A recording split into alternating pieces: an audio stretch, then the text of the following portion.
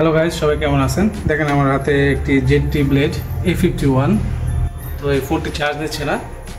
আমি যখন এই চার্জার লাগাচ্ছি দেখেন এখানে কোনো এম্পিয়ার শো করছে না। এক নম্বরে একদম 0 দেখতে পাচ্ছেন।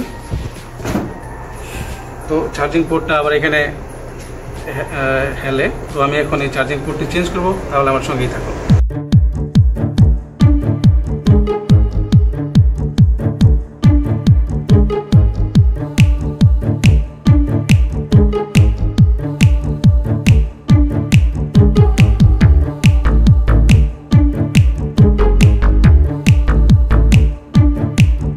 তো দেখতে পেলেন গাইস, চার্জিং পোর্ট লাগানো কমপ্লিট হয়ে গেছে।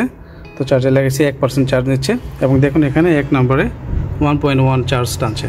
তো তখন সঙ্গে থাকার জন্য অসংখ্য ধন্যবাদ। এরকম আরও ভিডিও পেতে অবশ্যই আমার পেজটিকে ফলো করবেন এবং সুন্দর একটি মন্তব্য রেখে যাবেন।